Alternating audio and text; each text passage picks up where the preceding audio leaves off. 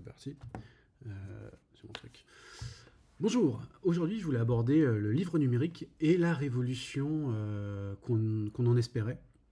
Et je voulais savoir si elle avait eu lieu ou pas, et donc je voulais revenir sur tout ça. Donc souvenez-vous, en 2007 est lancé ce petit appareil, je ne sais pas si vous vous rappelez. Tadam. No pub inside, hein, c'est juste, c'est la mienne, c'est celle que j'ai. Et en fait, quand Amazon a lancé le Kindle, avec lui, il y avait tout un rêve avec le format des livres numériques. On allait dire, fini les bibliothèques énormes chez vous, qui prennent une place incroyable dans le salon, fini les méga valises lourdes quand on part en vacances, ou les brochets pas possible à lire dans le métro. Et tout devait tenir finalement dans ce petit outil léger avec une technologie en fait qui allait rendre la lecture agréable. Hein. C'est pas un écran standard, c'est bon. Maintenant tout le monde le sait, tout le monde le connaît. C'est plus une surprise. Alors on nous promettait également l'achat en ligne, une facilité d'utilisation, et puis plus ou moins avec le format, une promesse de révolution. Et cette promesse, moi je faisais partie de ceux qui ont cru, notamment avec un éditeur numérique. Alors il y avait deux petites promesses. C'était notamment avec le format ePub, on avait un standard numérique en fait qui était là et puis qui pouvait ouvrir des portes. On pouvait jouer sur les CSS, on pouvait imaginer mettre des sons, des médias, des hyperliens. On avait quelque chose un peu plus flexible qu'un livre papier qu'on déroule comme ça. Et c'était facile de s'imaginer en fait des romans dont vous êtes le héros ou des récits multimédia, des trucs un peu plus vivants. Et tout le monde se disait, le livre va évoluer vers quelque chose de plus peut-être interactif. Et puis il y a aussi eu l'auto-édition qui s'est mis en place, qui a été vachement simplifiée. Ça devait permettre en fait à peut-être pas tout le monde, mais potentiellement tout le monde, d'écrire ce qu'il avait envie et puis de le mettre en ligne et puis de le partager. Alors ça pouvait être pour un petit groupe de personnes, ses amis, ou au contraire le monde entier si on avait des ambitions folles. Alors tout ça au départ c'était une idée vachement noble en fait quand on le présente comme ça. C'était donner l'accès à la création à tous. Alors tout ça mis dans le même sac, est-ce que ça nous a donné quelque chose de vachement bien? Le rêve, en fait, il a un petit peu tourné au business un peu vite. Déjà, quand les grands éditeurs ont proposé des e-books un peu hors de prix, parfois avec des tarifs proches du papier. Euh, donc peut-être il y avait un souci derrière, en fait ils avaient peur du piratage et ils ne savaient pas trop comment se positionner. Peut-être il y avait aussi la peur de perdre la distribution, parce que tout se retrouvait plus ou moins sur une plateforme dédiée. Et donc, la distribution dans le livre, c'est quand même une partie vachement importante. D'autant que sont rapidement apparus les systèmes de verrouillage, les fameux DRM, et donc les formats propriétaires et tout ce qu'on peut imaginer comme manière d'essayer de gérer un peu le piratage en se disant on va quand même gagner des sous, bien que ce soit que des fichiers.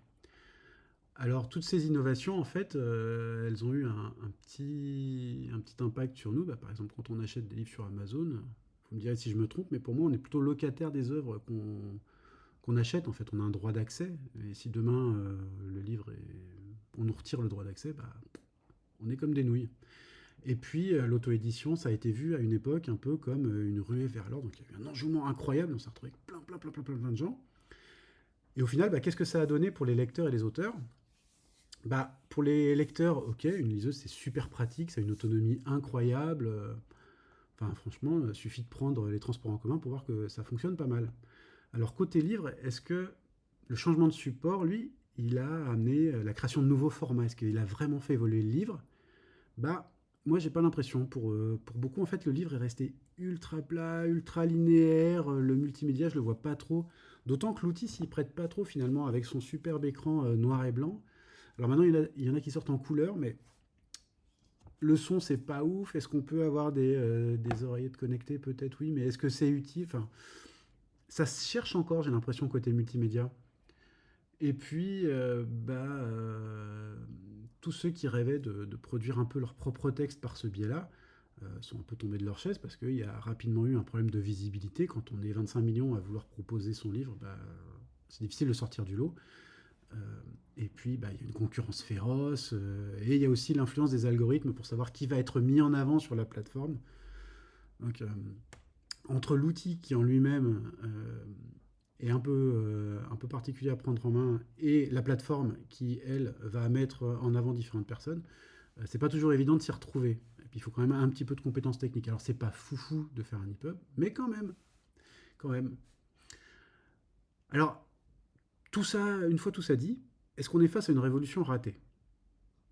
Bon, le livre numérique, ça reste quand même un outil, je trouve, intéressant. Et on peut encore rêver de son évolution, après tout, elle n'est pas finie. On peut imaginer toujours créer des œuvres interactives, multimédia, hybrides, mais pour l'instant, ça a un peu de mal à émerger. Ouais, j'ai failli tout casser. On passera plutôt par des applications, en fait, voilà, si on veut faire des trucs de ce type-là. On peut toujours auto-éditer, il y a un petit côté éthique, c'est hyper artisanal, on peut monter en puissance, en connaissance, en compétence sur ce truc-là.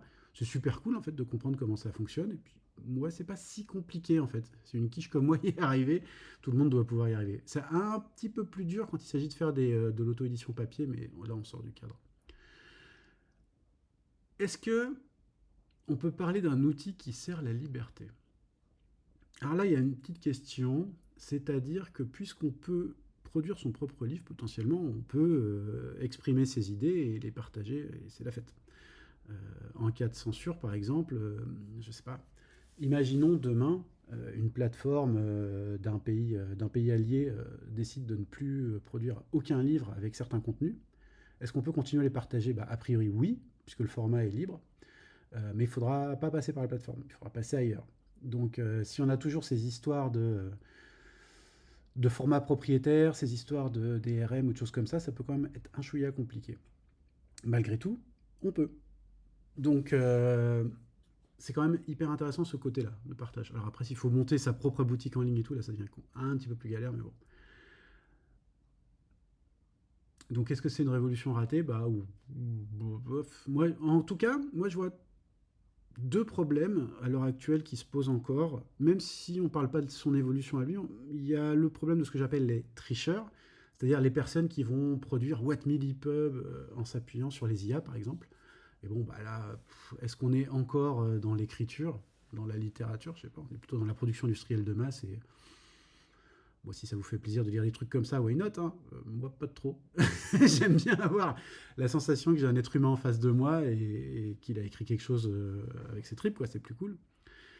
Et puis, comme autre problème, bah, il y a ces fameuses plateformes qui sont distributeurs, distributrices, et puis bah, leur influence politique éventuellement, que ce soit sur le contrôle des contenus ou la censure. Et c'est vrai que ces derniers temps, bah, il y a un petit sujet qui se pose, hein, quand c'est des plateformes américaines notamment. Voilà. Donc, conclusion, moi je trouve que le livre numérique, c'est un peu l'histoire d'une révolution qui n'a pas eu lieu. Le format nous a pas changé de jeu, nous a pas fait tomber de notre chaise. Il a quelques côtés pratiques, ça c'est vrai. On a une utilisation plus facile, on, on peut trimballer 800 livres là-dedans. Incroyable quoi. Imaginez le livre d'Eli. Oui. Vous vous baladez dans un monde post-apo avec votre liseuse et puis vous avez toute la bibliothèque comme ça, toutes les connaissances contenues des humains. Incroyable. Bon, par contre, comme je l'ai dit, bah, ça a un peu centralisé les acteurs, quoi. Quand tu as un distributeur ou trois quatre sur le numérique, c'est un peu fragile comme écosystème. Alors, il manque pas grand-chose pour que ça devienne un outil d'émancipation, hein. Pas grand-chose, quoi. On pourrait imaginer des distributeurs underground qui proposent des livres comme ça, un petit peu sous le manteau, des choses, je sais pas, des contenus qu'on voit pas ailleurs, pourquoi pas. Mais on n'y est pas encore. On n'y est pas encore. Donc peut-être que c'est pas tant une révolution qui n'a pas eu lieu qu'une révolution qui est en marche, mais qui avance très lentement. Après tout, c'était qu'en 2007. On fêtera bientôt les 20 ans du Kindle, j'y pense.